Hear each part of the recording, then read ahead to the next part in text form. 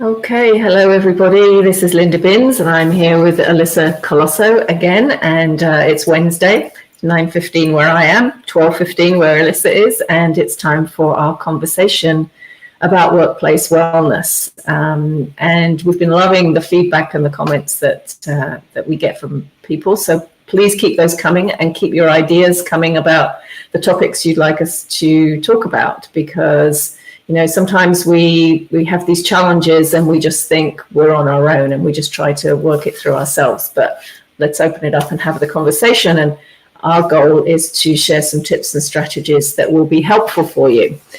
Because we've probably been through whatever you're going through. I'm sure we have. For example, today we're talking about saying no. This was something that was requested. So Alyssa, welcome. Great to see you. And what are your thoughts on saying no? Thank you, Linda. It's a pleasure to be here again. And my thoughts of saying no, let me tell you, it's still hard today. I haven't fully recovered. I don't think I will ever. I mean, there is hope. I'm not saying. But I think it's about establishing and setting those boundaries. It's about really knowing our priorities and what's important to us. One thing that I learned is that in the past, I used to always say the reasons why I said no, and I got myself into that type of conversation that was sometimes too much. So I learned that, well, and I've heard no is a complete sentence, but sometimes you may need to give maybe some kind of explanation, and you can do that, but you don't have to be so elaborate, like give all the details why you're saying no and justifying yourself why no, and then get into that. So for me, it's been having those clear boundaries and knowing to set those priorities. Also, when it comes to, let's say, a project, like I remember one time I had a manager that she wanted to know everything, and she wanted to know why I would say no from the get-go. Like she would tell me, but you need to bring me some explanations or like reasons or like alternatives. And that would make me upset because it's like, okay, this person isn't taking no, is not taking a no as an answer. So what I learned was, okay, I would first of all tell her, these are the things that I'm working on, and these are the things that we set as priority. If you want me to take this as an additional task, how would you like me to handle this? I have some options here, but this will mean this. And so open that conversation to, and then she's like, oh, I didn't realize you were doing A, B, C, and this was a priority. Okay, let's reassess. So that was helpful for me to have that type of conversation. Yeah, I think that's really helpful, because sometimes, especially in a work situation, when people are coming at you with different projects, sometimes they may not realize the other things that you're working on. But it's okay to say, okay, I have these 5 things, and they're all a priority. So which is really the number one priority out of all these, because I can't do them all at the same time, so it's okay to stand up for yourself in that way. But you're right. I think very often when we first start learning to say no, we feel we have to really justify it and explain it. And you really don't need to do that. I think it comes down to knowing yourself and knowing what's important to you, what's valuable to you, but also trusting yourself, I think, and trusting yourself enough to know that if it's something you don't want to do, you don't really have to explain it. It should just be enough to say no. And I know that I used to say yes to everybody and everything. I'm a recovering people pleaser, so I remember really clearly the first time I really said no to someone. It was a sort of a colleague, and I was going to go to a conference, and she was going to this conference as well. And we'd been before, and I knew the last time we'd shared a room together, and it didn't work out. I didn't really like her. She was a very aggressive kind of personality. And I knew that we were going to this conference again, and she was going to suggest we stay in a room together again, and I didn't want to do it. One big reason was because I really didn't sleep very well. But anyway, so I tied myself up in knots trying to figure out, how do I say no to her? What's she going to say? She's going to be angry with me, all of these things. And I talked it through with a friend, and it was just, it took a lot. I mean, this was weeks and weeks of me just, it's like, I call it mental gymnastics, trying to, figure out the best way to do it. And when the time came and she said to me, oh, well, let's share a room. And I said to her, no, I'm not going to do that this time. And she just said, okay. I had stressed myself up and worked myself into such a high stress state. And it was an important lesson for me, though, because really people just want clarity, I think. And very often somebody's going to ask you to do something, and all you have to do is say no. And I think knowing how to say it can be helpful. For example, no, that doesn't really work for me. That's you can't really argue with that. Yeah. It either works for you or it doesn't work for you, and you're saying very politely, no, that doesn't work for me. And you don't have to apologize either. That's another thing I've had to learn. I was gonna say too, you don't need to say no, sorry, I'm so sorry, I can't. Yeah, no, not at this time. No. Maybe in the future, I'll give it a thought. But no, this time I'm not able to. Yeah. Right. And they don't need to know everything about it. Right. No, they really don't. And, sometimes I think people find it hard in the moment to say no. So if that's difficult for you, it's perfectly okay when someone asks you something to say, can I have some time to think about it?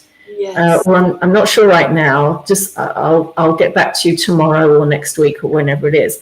I think sometimes if you can give yourself some time, because occasionally I've been asked to get involved with something, and in the moment it sounds exciting, and I think, oh yeah, I could do that. That might be fun. But then later on, I realize I honestly don't have time for that, and and it's not a priority for me. It's not really something I want to do. So. When somebody asks me to get involved in a project or something like that, I'll say, well, I'm just going to think about it and I'll get back to you. And that gives me time to really sit with it and think, is that something I want to put my energy into? And do I have the ability to do that and do a good job at it now? And then I can go back to the person and say, I've thought about it and it's not going to work for me. Yeah. So I think it's like giving ourselves that grace to give ourselves time to recognize you can do it say no in a positive way. You don't have to justify or explain. Sometimes that might be necessary.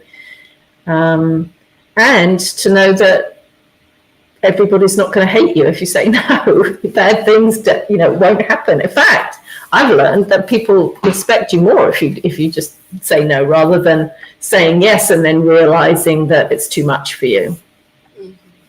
Yes, the other thing that I found is that it may be harder with family members and with relationships at work, because I think when you're working, it is easier to set those boundaries, and you have your hours, you're working there, you're providing a service or whatever you're doing for that company.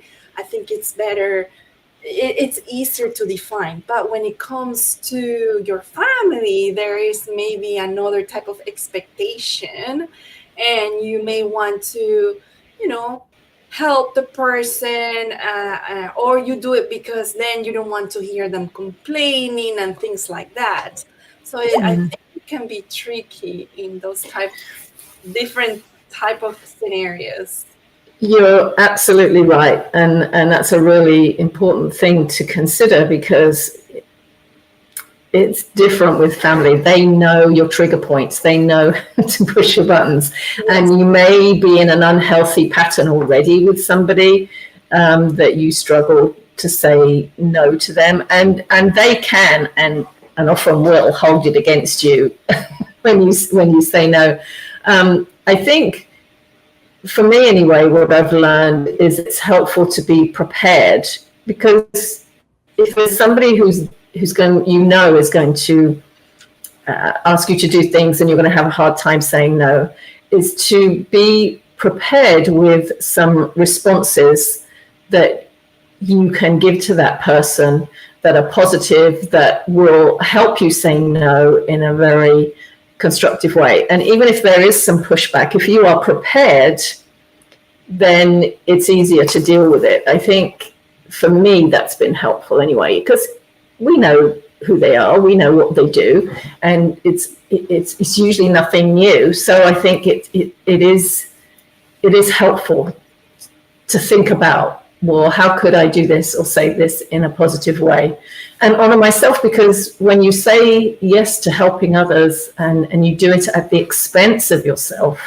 and you can be a helper and love to help people and want to say yes, but when you do it at the expense of yourself, nobody wins in that scenario. I know.